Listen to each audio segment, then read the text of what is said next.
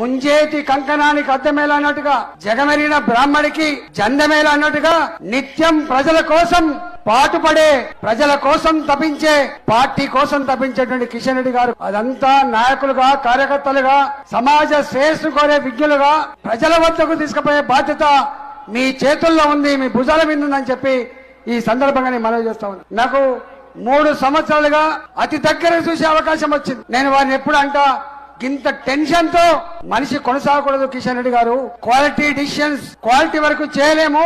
రాత్రి పూట 12 గంటల దాకా మళ్ళా మీటింగ్ లో ఉన్నావు, మళ్ళీ 1 గంట ఫ్లైట్ లో వస్తున్నావు, మళ్ళీ 6 గంటకే పోతా ఉన్నావు. భారతదేశానికి 7 రాష్ట్రాలు, అవి సెవెన్ సిస్టర్ స్టేట్స్ అంటారు. ప్రశాంతత లేకుండే, అభివృద్ధి లేకుండే, ప్రతి నిత్యం అల్ల కల్లోలంగా ఉన్నటువంటి ఆ రాష్ట్రాల్లో మోడీ గారు వచ్చిన తర్వాత కిషన్ రెడ్డి గారికి ఆ 7 రాష్ట్రాల బాధ్యతలు అప్పచెప్పిన తర్వాత ఇవాళ ఆ రాష్ట్రాల అభివృద్ధి మాత్రమే కాదు, పార్టీ కూడా గొప్పగా అభివృద్ధి చెంది 7 రాష్ట్రాలు కూడా ఇవాళ మొట్టమొదటిసారిగా భారతీయ జనతా పార్టీకి పట్టుకొమ్మలుగా ఉన్నాయి. ఇవాళ నేను అనుకుంటా, సికింద్రాబాద్ నియోజకవర్గంలో కిషన్ రెడ్డి గారికి ఒక కులమనేటువంటి ముద్ర లేదు.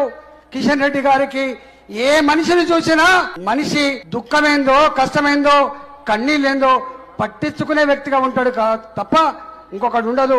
నాకు తెలిసి మోడీ గారు సబ్కా సాత్ సబ్కా వికాస్ అనే నినాదం ఇవాళ వచ్చింది. కానీ కిషన్ రెడ్డి గారిని అంబేర్పేటలో గెలిచిన తర్వాత అనుకున్నాం, కిషన్ రెడ్డి గారికి ఒక మతం అనే రంగు లేదు, కిషన్ రెడ్డి గారికి ఒక కులం అనే రంగు లేదు, కిషన్ రెడ్డి గారికి మనుషులు, మానవత్వం అనేటువంటి ఫిలాసఫీ ఉంట పట్టించుకోండి చెప్పి మేము ఎప్పుడు చెప్పుకునే వాళ్ళం.